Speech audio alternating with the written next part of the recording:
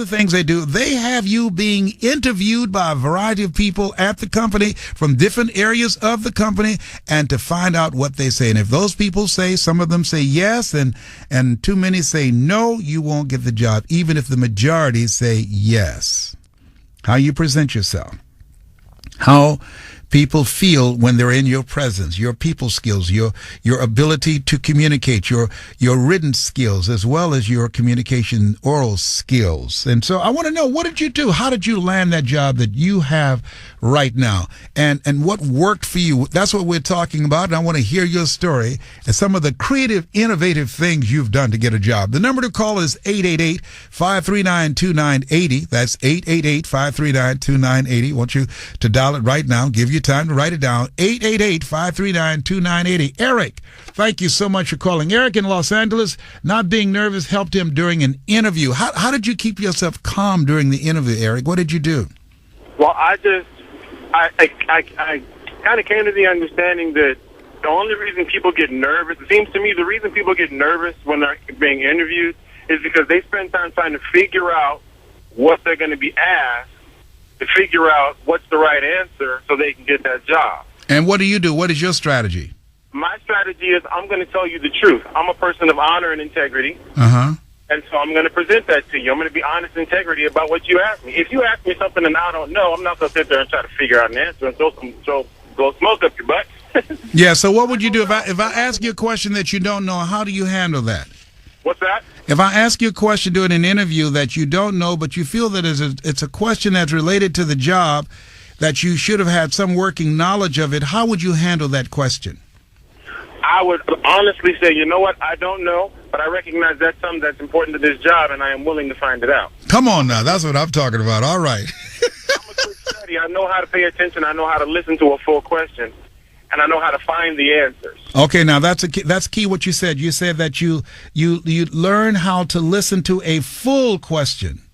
Right. Yes. Okay, that is key, because sometimes people don't even listen to the full question, or either ask if they don't really understand the question to give themselves time to think.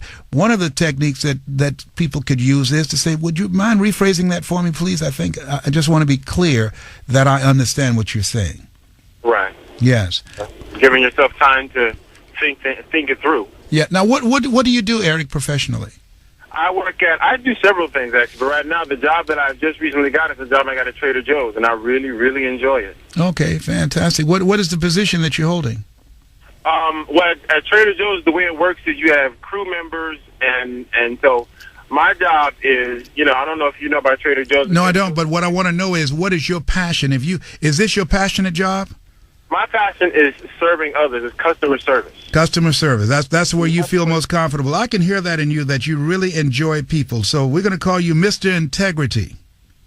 I appreciate that. Thank you. I appreciate you for listening to the program, Mr. Integrity. You take care. Continue to listen. All right. Thank you.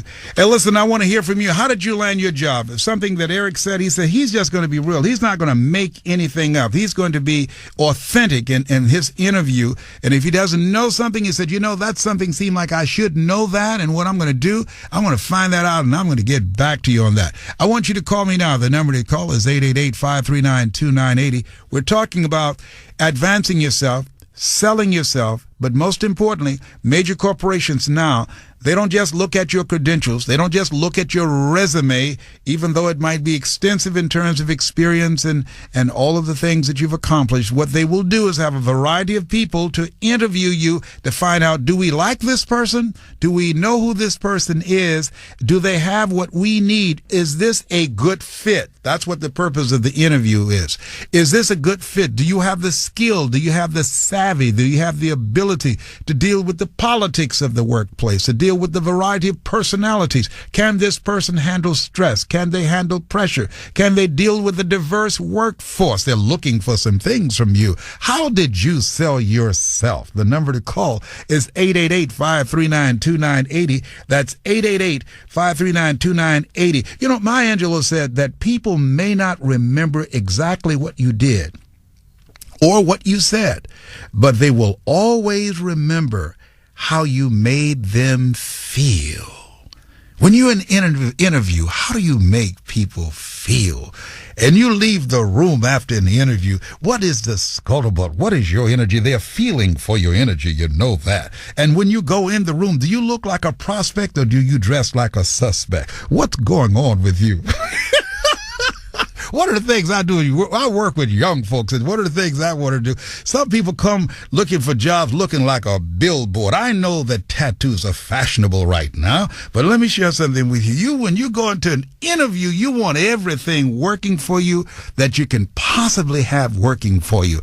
And you want to find out and ask yourself the question according to the culture, does this work up in here? The number to call is 888-539-2980. Hey, Louis, I want to thank you so much. Working and being authentic. That's what you say. That's the name of the game for you. Tell us about your story and how you landed your job. It's really interesting, Les. First of all, thank you for taking my call. But it was I was unemployed for some time, and I found myself having to go back to an industry that I wasn't sure if I wanted to get back into. But what I decided was I was going to be completely honest and authentic. And in the industry that I'm in, you have to have a certain book of business in order for anybody to even look at you. Mm-hmm. And I went to several different companies, and nobody wanted to touch me with a 10-foot pole.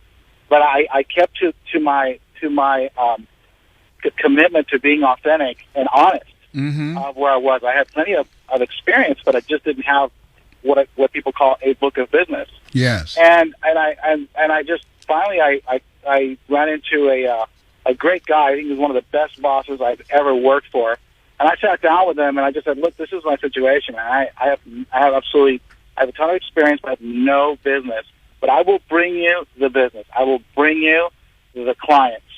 And he believed me, and he really appreciated my honesty. Mm-hmm. And he gave me a job. He gave me a very good base salary. He gave me a good commission, and I have been producing for him. And I got to tell you, I mean, no one's ever bought loyalty stronger than believing me.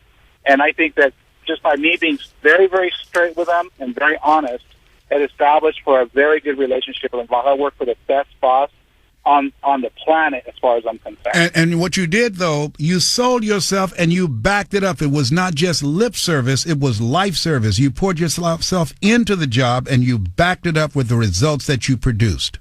Absolutely. You honored your word as yourself. I'm sorry, say again? You honored your word as yourself. Absolutely. I'm really big about honoring my word, and my word is my bond, and I did that, and I have done that, and I'll continue to do that. But it just really started with me being authentic with myself and knowing what my strengths and weaknesses were, and just being straight with him about it. As a matter of fact, I even took a personality matrix and I showed it to my boss. I said, "These are my strengths. These are my weaknesses.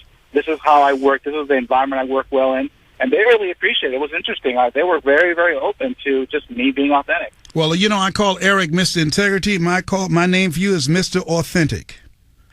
Mr. Authenticity. Thank you so much. I appreciate you. Have a good day, sir. You're listening. All the power to you. You deserve the best, Louis. The mark of greatness is upon you. Thank you, sir. Thank you. Thank you very much. Isn't that great? He took his own personality assessment test and took it into them and said, "Look, these are my strengths.